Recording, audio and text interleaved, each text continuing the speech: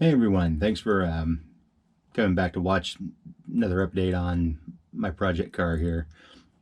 The last update, I think, for my last um, test drive, right, or little shakedown run, I come back with 3 loose lug nuts. See one of the previous videos, I'll put the link up above here. This time around, after torquing them all very well, down to 100 pounds, every last one of them, everything held, right? So that's good. Last time I had a problem where the factory, or not the factory, but the temp sender that I put in to kick my fans on and off is set to kick on at 200 and off at 185. And it's in the rear of the intake, so it appears to be kicking them on about 10 degrees too high and off 10 degrees too high. So apparently the water temperature at the front, as it runs through the heads, can pick up 10 degrees easy. So quick workaround for this go, I just rigged up a ground quick connect that I can put together to trip my relay. I just kick the fans on before I start driving.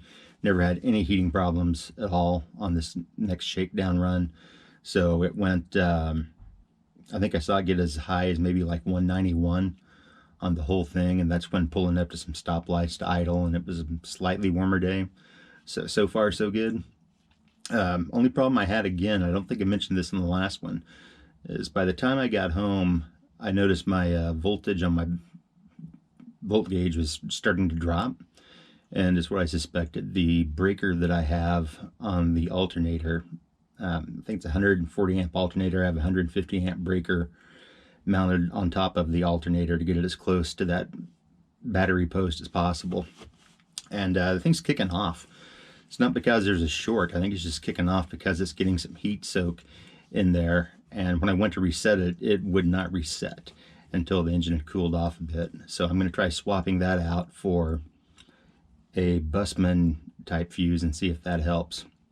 Next big thing I've got here, I'll flip the camera around and see, is trying to sort out exactly how I can get a hood scoop built for this thing that will let me actually drive in the rain after I get some decent street tires and aren't running around on drag radials. So I can go out and enjoy this thing a little bit more where I live, where there's a lot of dampness all the time.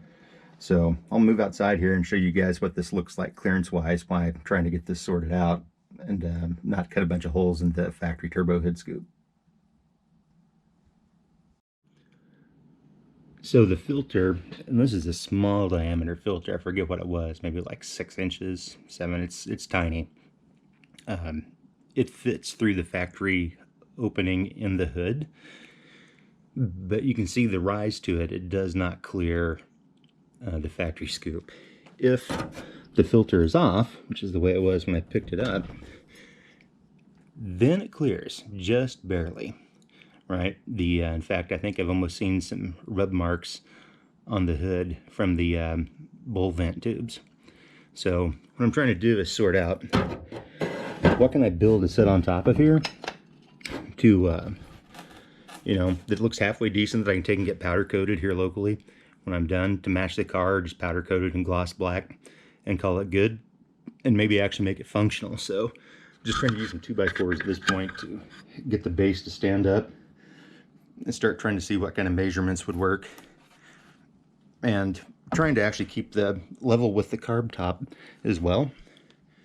So if I wanted to cut back here at larger relief and then back on the other side cut more around there and actually fit a 14-inch cleaner on top, if I'm going to be you know, building this for my needs, then I'd like to put a bigger filter on if possible, to make sure I have plenty of clearance on each side for that, and maybe a little more height to put something in taller than a 2-inch filter.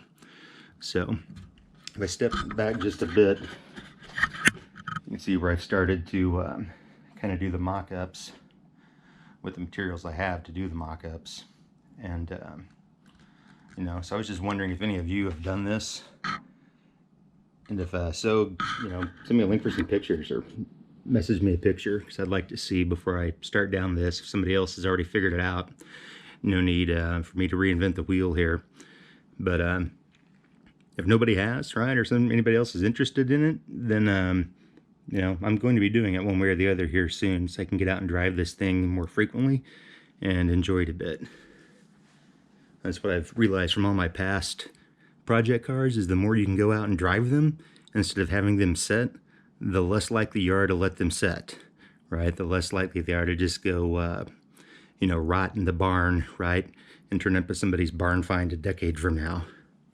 So anyway, if you like where I'm going with this, hit the subscribe button down below, because this one's gonna probably be a multi-part video, so I get this thing built out and finished up. So thanks for watching, and to you subscribers, thank you in particular.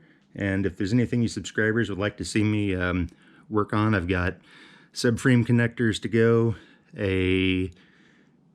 pretty much the full Maximum Motorsports road and track kit to get on here. I've got vintage air that's going in at some point to give me a defroster and heat, and eventually maybe even AC. So let me know what you'd like to see as we go, and I'll keep going, because this thing's going to be a project for a long time. But thanks for watching, everyone.